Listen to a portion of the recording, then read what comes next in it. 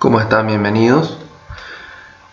En esta oportunidad vamos a obtener algunas conclusiones interesantes en Bolivia luego de haber coleccionado una gran cantidad de datos de los casos confirmados, recuperados y decesos del coronavirus en nuestro país.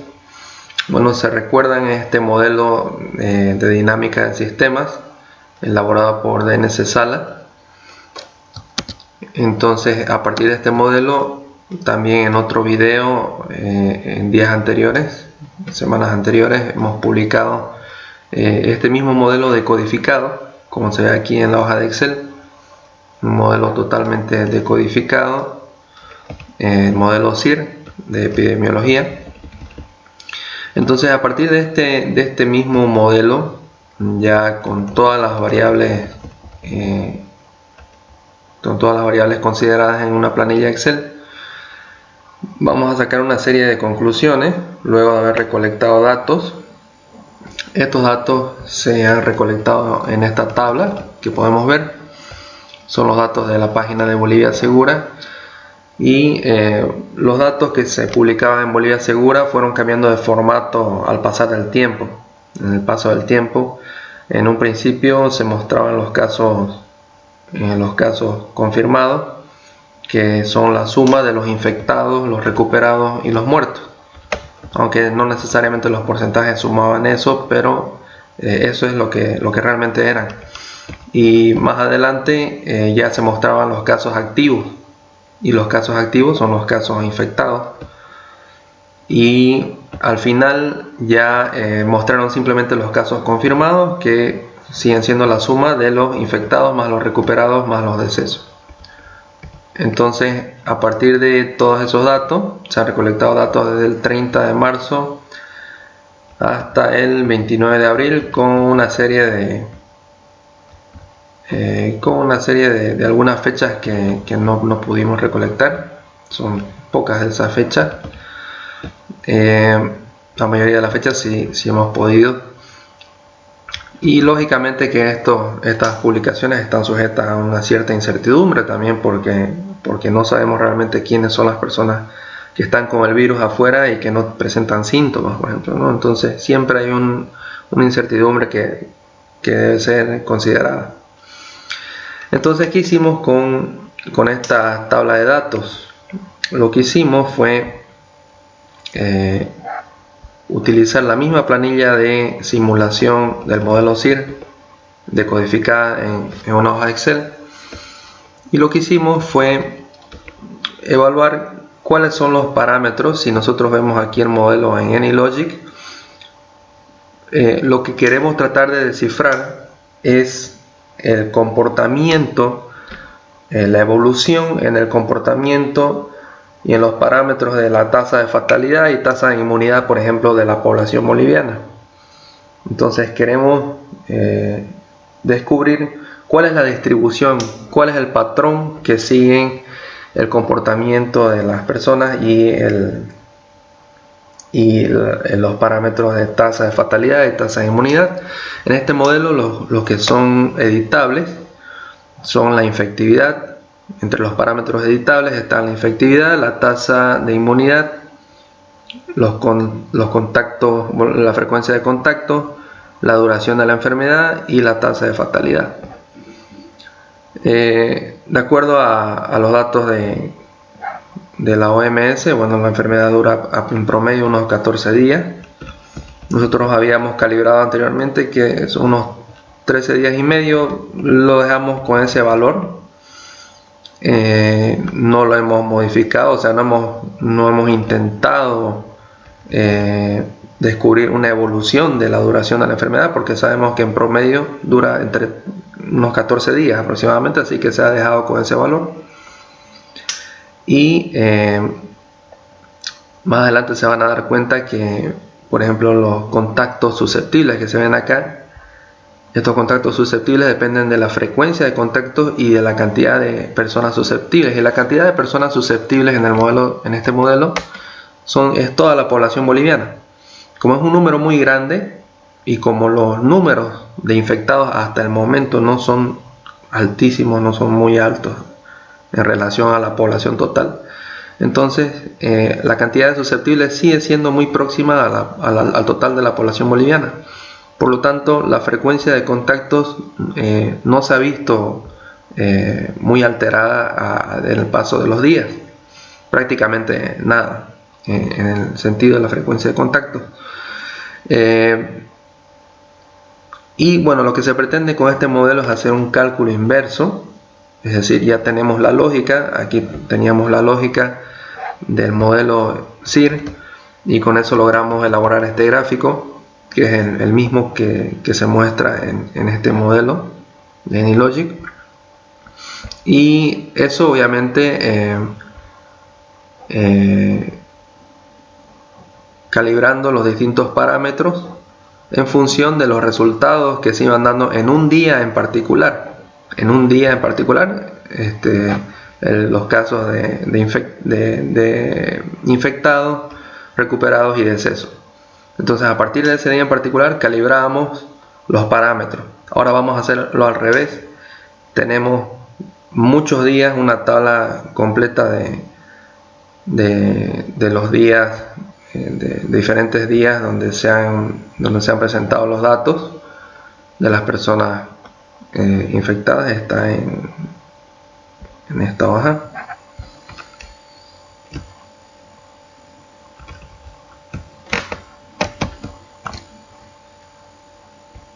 Perdón, aquí está, ¿no? Entonces, como tenemos todos estos datos, lo que vamos a hacer es ver el comportamiento de los parámetros, cómo van variando a través del tiempo, cómo va variando. Por ejemplo, ya aquí ya está calculado, ya está resuelto. Como les decía, la frecuencia de contacto, como los casos no son muchos todavía, la frecuencia de contacto prácticamente que se mantiene constante. La infectividad también es un parámetro que no varía mucho, más bien un 3% es una efectividad alta según los creadores de este modelo.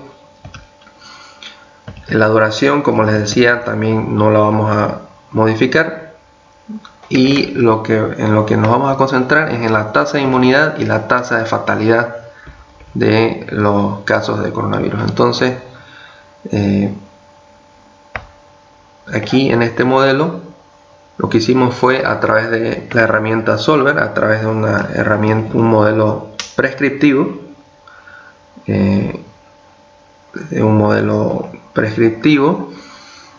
a través de esta herramienta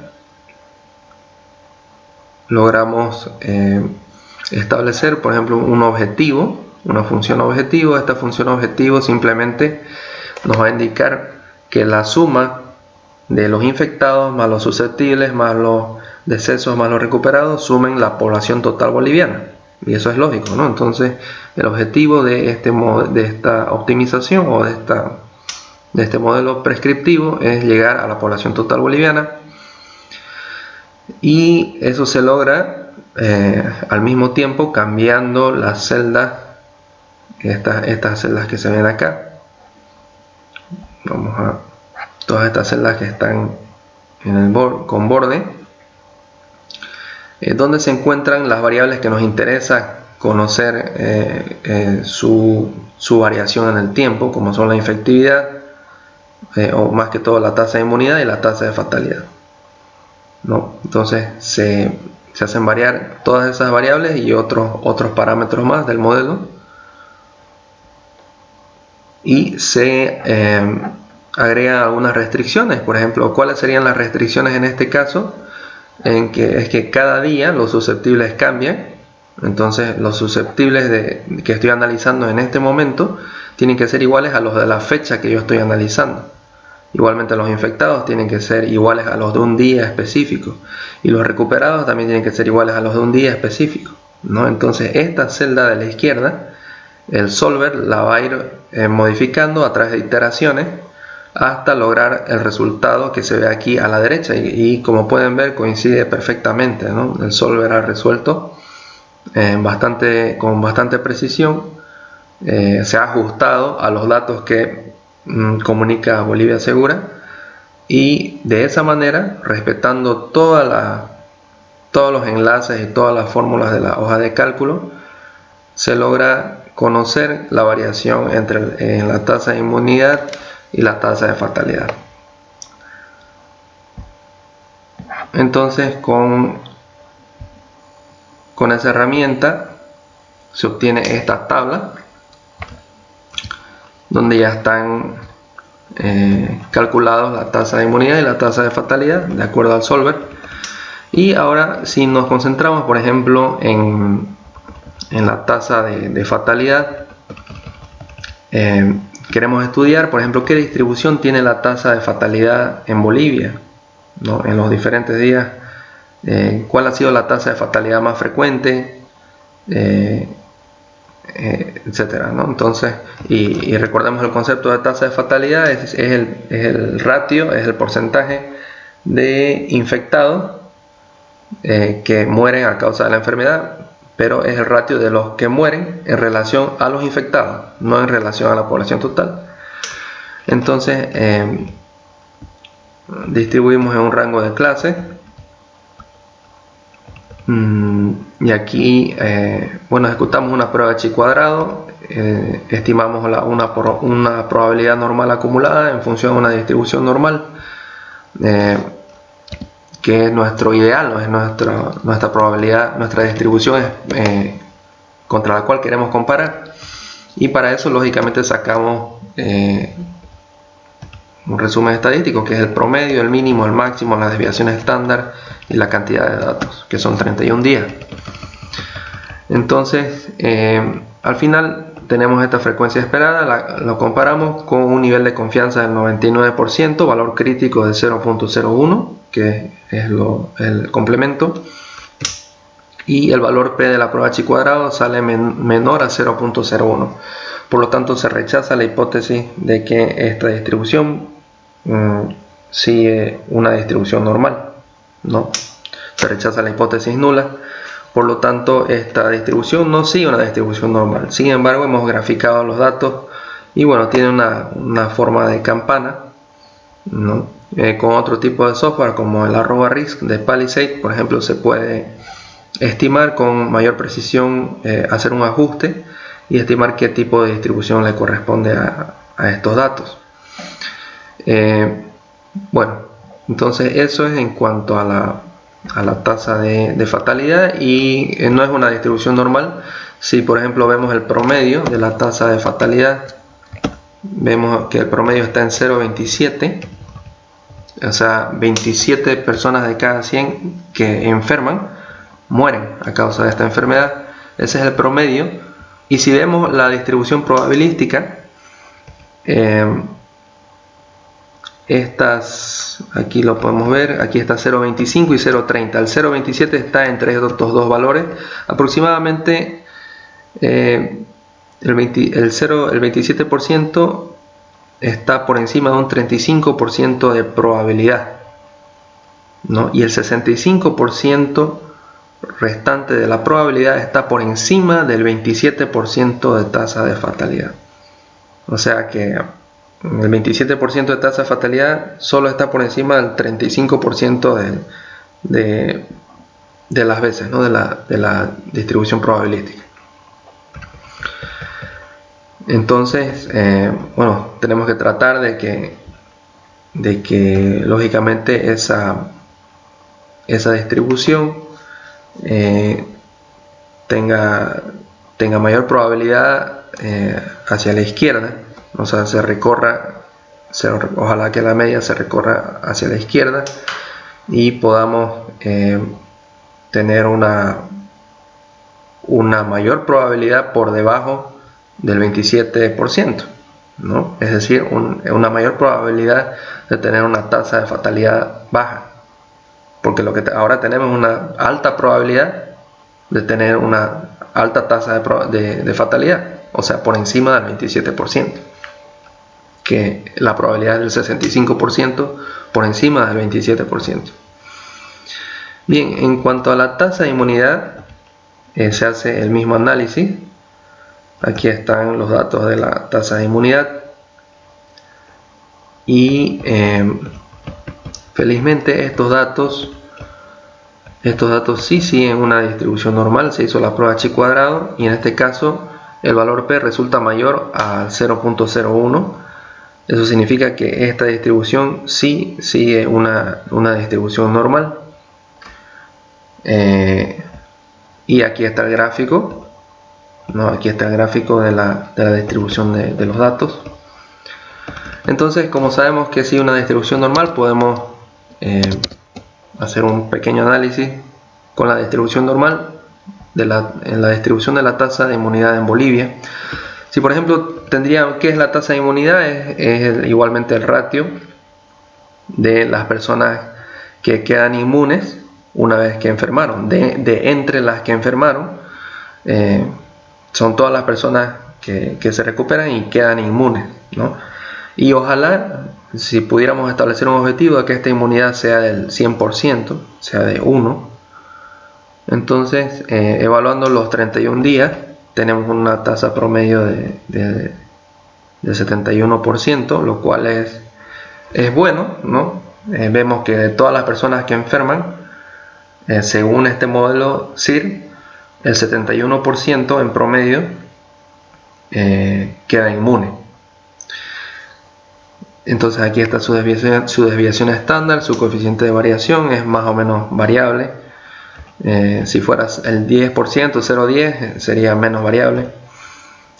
Cuantil para el 5%, que sigue una distribución normal porque tenemos más de 30 datos, ya podemos usar una distribución normal. La tasa por debajo del 95% de nivel de confianza es de 0,26, o sea 26%.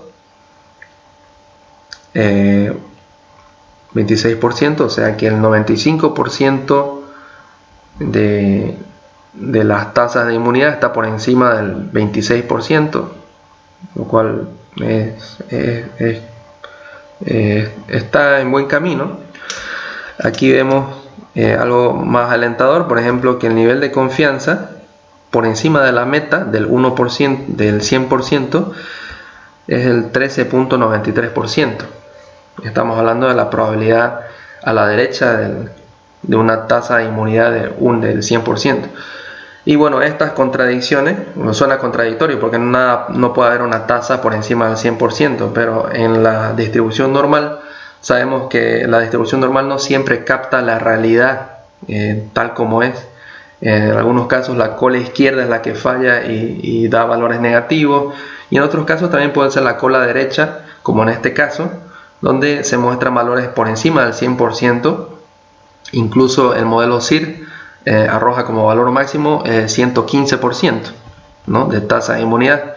Pero desde el punto de vista de la estadística, sería un dato alentador estar con un porcentaje de probabilidad del 13% o 14% por encima del 100% de tasa de inmunidad. Y bueno, eso aquí están los números de días con tasa menor que 1, que son 26 días de 31, y el porcentaje de días, hablando en términos de 31 días, el porcentaje de los 31 días con tasa menor que 1, que es del 83.87%.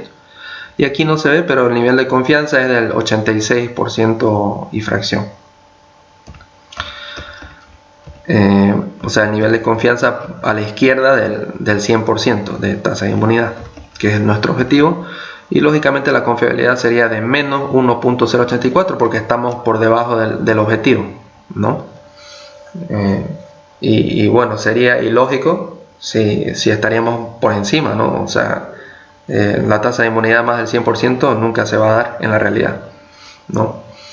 Lo interesante y lo alentador también es que la distribución tiene una elevada kurtosis. La desviación estándar es pequeña, se ve que hay uniformidad alrededor de la media, que es el 70%. Bueno, finalmente también podemos ver gráficos de la tendencia. Esa es la distribución de probabilidad de las tasas de inmunidad y tasas de fatalidad, pero también podemos ver la tendencia en el tiempo que tienen estos parámetros, y ahí se pueden ver diferentes fechas. Aquí se ve la tasa de inmunidad y aquí se ve la tasa de fatalidad, y podemos ver que pareciera que una es opuesta a la otra, ¿no? Aquí se ve que cuando aumenta la inmunidad disminuye drásticamente la fatalidad y viceversa, ¿no? Tiene como un cierto comportamiento un acompañamiento, y podemos hacer un análisis de regresión y ver la correlación que existe entre estas dos variables.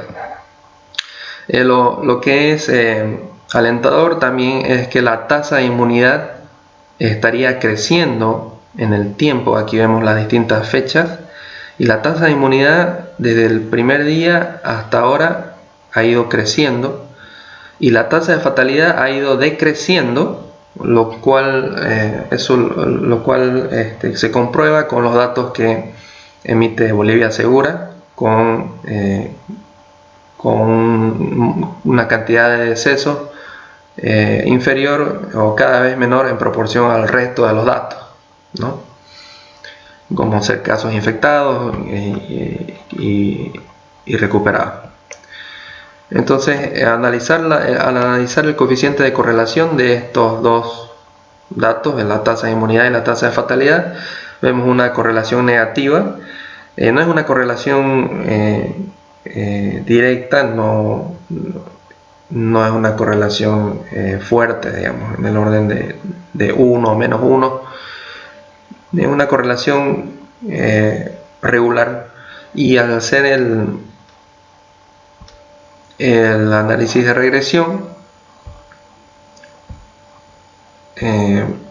aquí vemos el coeficiente cuadrado ajustado es bajo, o sea, por ejemplo, la tasa de inmunidad en función de la tasa de fatalidad. Este modelo no explica, un modelo lineal no explica, explica solamente el 33% de la variación de los datos reales. O sea, no es un modelo muy potente. Sin embargo, los estimadores sí tienen valores críticos. Aquí el valor F y los valores P bastante pequeños, lo cual es un indicador de que los estimadores son válidos en este sentido, y los intervalos de confianza tampoco no contienen el 0, así que desde esa perspectiva los estimadores serían válidos.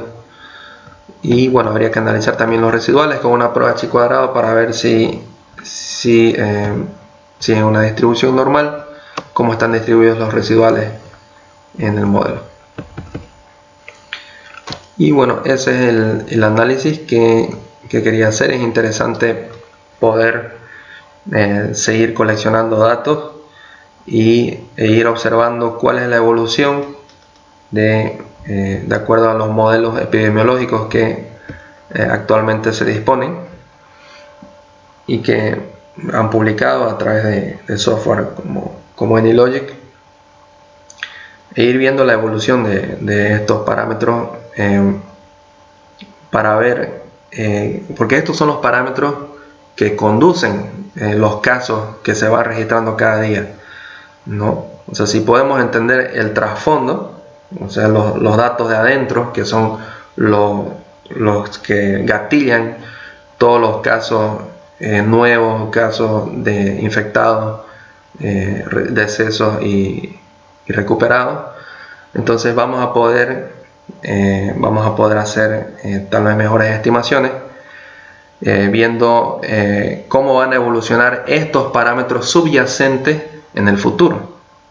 Y al ver cómo van a evolucionar estos parámetros, como son la tasa de inmunidad, la tasa de fatalidad, la frecuencia de contactos, entonces al entender y poder pronosticar esos parámetros subyacentes, entonces sí vamos a poder pronosticar de mejor manera cuáles son los casos infectados, cuáles son los casos recuperados y cuáles son los decesos, ¿no?